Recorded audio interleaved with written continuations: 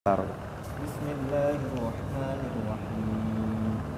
Alam tara kaifa fa'ala rabbuka bi ashabil fil. Alam yaj'al kaidahum fi tadlil. Wa arsala 'alaihim tayran ababil. Tarmihim bihijaratin min sijil. Faja'alahum ka'asfin ma'kul.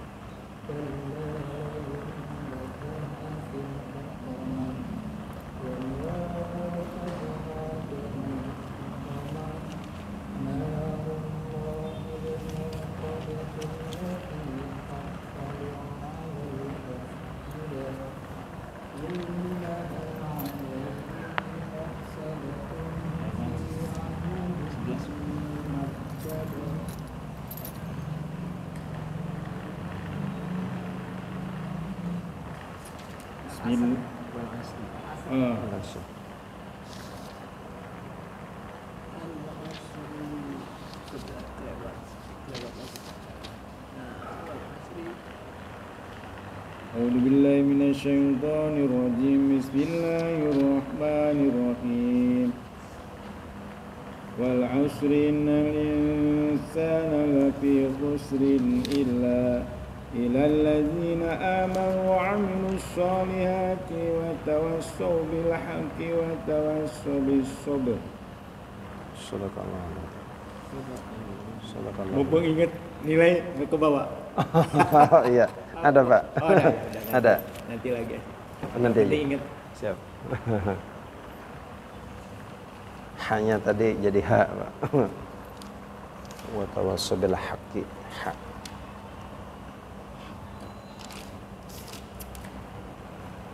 Wal 'asri ya. Ya Mas Dani. Dibuka.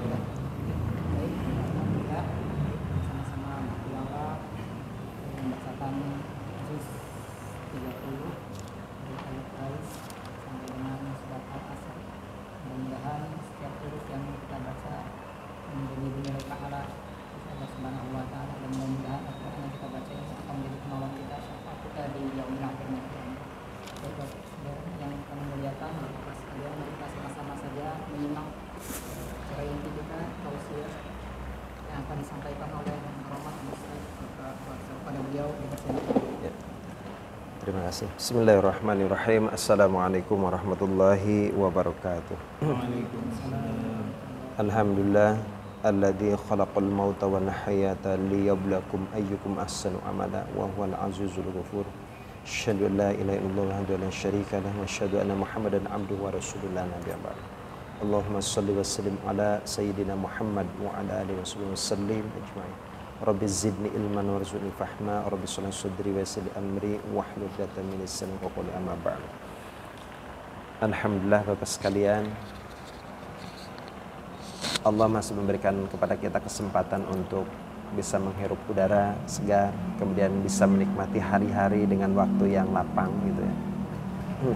Saudara kita yang ada di Palestina sedang berjibaku ya melawan penjajah, kemudian juga yang ada di Lebanon, Hizbullah, yang ada di Yaman, Houthi, kemudian juga Iran, Irak dan sebagainya. Kita di sini bisa dikatakan secara fisik perang tidak, iya kan? Tapi aslinya kita itu lagi perang politik gini. Jadi perang politik. Artinya begini, setiap orang punya kepentingan dalam politik. Setiap kelompok, setiap partai punya kepentingan untuk memenangkan. Tapi begini, tujuan akhir daripada kemenangan itu apa? Begitu kan?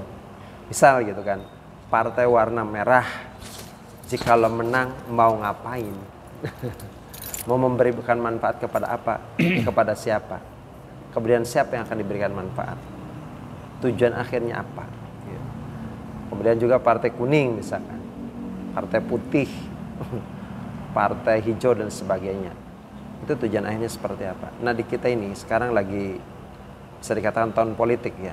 Ini di akhir gitu kan. Di awal pemilu, kemudian pilpres, ini di akhir 2024, ini masih ada pilkada serentak. Ya sebenarnya lagi hangat ini. Indonesia ini lagi hangat. Tapi kehangatan Indonesia ini harus kita jaga supaya tidak menjadi membara, meledak dan sebagainya.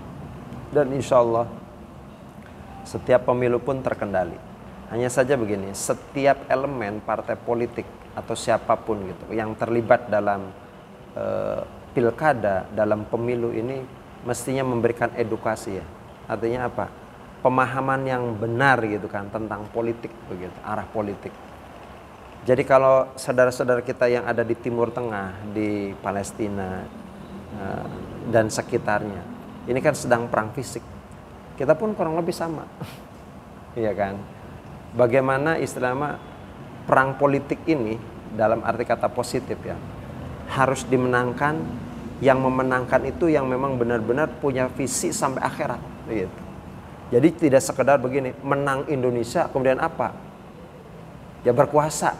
Setelah berkuasa ya potensi-potensi ekonomi untuk kesejahteraan individu, kesejahteraan kelompok itu digelar, diraih, dicari gitu kan, didapat.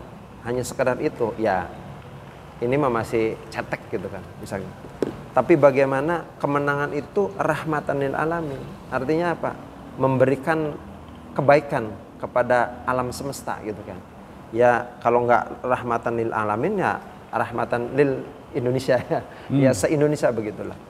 Tapi bagaimana visi besar yang disusun oleh para pendiri bangsa, ada dalam undang-undang, ada dalam Pancasila. Ini ternyata mendunia. Betul Pak? Mendunia, menciptakan ketertiban dunia gitu. Ya akan mengantarkan kepada pintu gerbang kemerdekaan Indonesia yang merdeka, bersatu, beradil dan makmur dan lain sebagainya. Saya kemarin ikut kajian dengan Pak Ustadz Khozin, itu luar biasa. Dan kalau tidak salah beliau itu disertasi ya, doktoral. Itu mengangkat tentang Pancasila. Ada pernah dikatakan Pak ya, bahwa banyak orang yang teriak tentang Pancasila gitu kan. Seakan-akan dia berjiwa Pancasila, misalkan satu kelompok, tapi sebenarnya kehidupan nyatanya itu jauh daripada Pancasila. Ini ada partai katakanlah yang kanan gitu, mungkin salah satunya PKS, tidak banyak gitu kan berbicara tentang Pancasila, tapi paling Pancasilais sebenarnya. Kita sudah selesai dengan falsafah negara, dengan Pancasila, kemudian dengan Undang-Undang Dasar. Bahkan yang pertama kan gitu kan mengkaji tentang itu ya orang-orang sini kan itu.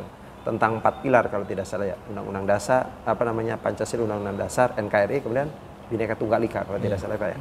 Itu kan dari PKS. Jadi artinya apa? Kalau di sana perang fisik, kurang lebih di sini pun sama. Kita lagi membenahi. Kalau di sana membenahi ya nggak tahu. Israel ini lagi membenahi apa? Perang. Nggak bisa menciptakan perang regional. Tidak bisa dibohongi. Amerika mau membuat kebijakan karena dia kan sekutunya Israel, ya kan, masuk senjata.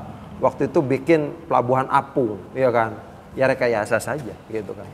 Pelabuhan dibikin untuk bantuan pangan, tapi juga senjata dikirim. Ini maksudnya apa kan ini? Kemudian Inggris tidak juga tetap aja terlibat kan. Houthi-nya nyerang ke sini karena solidaritas, di situ ada jaringan Hamas. Ya tetap saja ikut nyerang juga gitu kepada Houthi di Yaman gitu. Jadi Bapak sekalian, ya kita bersyukur ya berada di Indonesia ini negeri yang aman gitu kan. Kalau gejolak-gejolak politik wajar, tapi mungkin di sini ada dalam, kalau kita misalkan di frame dalam arti positif bahwa kita perang politik gitu kan. Dan tentunya kalau misalkan Indonesia ini dipimpin oleh orang yang adil, orang yang jujur, insya Allah akan mewarnai dunia. Kita melihat begitu ya, Bu Retno Marsudi seorang perempuan ada di PBB itu kan sebagai diplomat luar biasa, begitu tegas, begitu membela Palestina dan sebagainya. Bahkan bisa dikatakan, mari rakyat Indonesia ini bersatu, kemudian suarakan tentang Palestina, karena Palestina ini kan amanah kan, amanah Bung Karno. Nah, iya kerupuk namanya. Nah, seperti itu. Sit down please on the floor.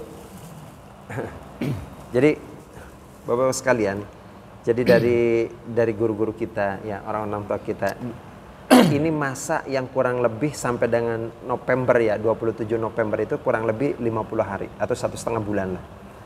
Mari kita khatamkan surat Al-Baqarah. Kalau bisa terjemahannya dibaca, kemudian dimaknai. Ini luar biasa. Ini ada juga nasihat kiai ya, beberapa kiai sepuh gitu. Kalau misalkan kamu masuk ke satu rumah atau punya rumah baru, maka bacakan surat Al-Baqarah sampai selesai. Insya Allah akan terhindar dari bala di situ, dari keburukan. Misalkan ada jin dan sebagainya, lepas itu kan. Dan kita ini oleh kiada kita bahwa baca Quran surat Al-Baqarah sampai selesai. Baca artinya dan berulang-ulang sampai dengan akhir gitu, sampai dengan pemilu. Mudah-mudahan kita sendiri selamat, keluarga kita selamat, bangsa Indonesia selamat begitu. Terhindar dari bala gitu kan, musibah dan sebagainya begitu Pak. Karena kelihatannya kita gimana pun juga kalau misalkan menang, artinya dimenangkan oleh orang-orang yang positif, orang-orang yang baik, tentunya akan mewarnai dunia insya Allah gitu kan. Dan insya Allah ini awal daripada kemenangan, dan mudah-mudahan 2029 itu menang mutlak lah. Kita sedang menyusun ini kepala daerah yang katakanlah orang-orang baik, orang-orang soleh itu muncul gitu. Makanya kita dukung, kita usung. Itu poin yang penting, bahwa sampai dengan akhir November atau sampai dengan pilkada, mohon gitu kan. Walaupun misalkan hanca gitu Pak ya, sudah sampai misalkan apa Al-Kahfi, balik lagi lah gitu. Di Al-Baqarah ini sesering mungkin gitu. Baca kemudian pelajari. Luar biasa itu. Luar biasa sekalian. Itu diantaranya pesan gitu kan. Kemudian juga ya ini untuk YouTube Pak, bukan? Iya.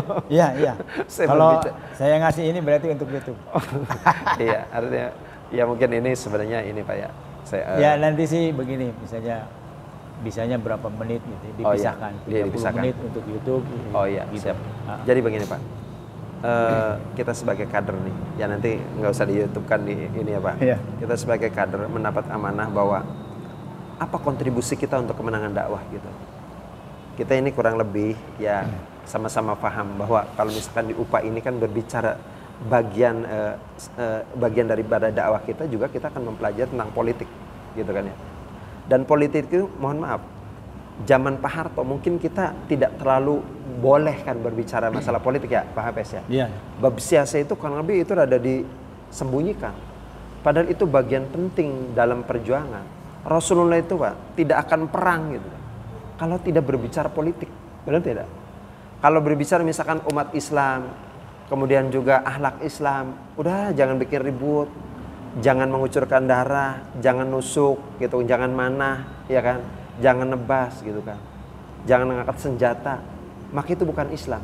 Kalau misalkan terus yang beredar bahwa Islam ya udah amar ma'ruf nahi munkar saja, kemudian lemah lembut, berakhlak mulia, ya itu bagian. Tapi kalau Islam secara keseluruhan ada ekspansi begitu ya, dakwah. Kadang dengan dengan perang gitu kan. Tujuannya apa? Rasulullah itu mulia agar orang ini, negara ini, kerajaan ini tunduk kepada Allah gitu kan. Kembali lagi kepada Allah. Tujuannya seperti itu. Jadi bukan semata-mata upeti. Kalau misalkan nggak mau tunduk ya silakan gitu kan, bayar upeti gitu. Tapi kalau tunduk ya berada di ini ya bareng-bareng begitu. Kalaupun misalkan ada zakat dan sebagainya juga untuk bersama. Jadi tidak semata-mata misalkan ekspansi nyerang misalkan Romawi dan sebagainya untuk supaya dapat kekayaan yang banyak, tidak. Tapi pada dasarnya itu menyeru dakwah gitu kayaknya. Ayo tunduk kembali lagi kepada Allah. Itu menegakkan kalimat Allah gitu. Itu Islam gitu. Jadi kalau mempelajari Islam kemudian Rasulullah, enggak lah, nggak mungkin Rasulullah misalkan manah gitu kan, nebas leher dan sebagainya, ngebacok, nusuk gitu. Kayak sadis pisan sih, ya memang kenyataan. Bisa dikatakan dalam 2 bulan itu 1 kali peperangan atau 1,5 bulan, seperti itu kan. Tapi kalau kita memahami bahwa Rasulullah akhlak Islam itu tidak membunuh, artinya tidak perang, tidak nusuk, tidak memanah, ya tidak demikian gitu kan. Jadi kalau misalkan orang Islam mah baik gitu, nggak pernah gini gitu,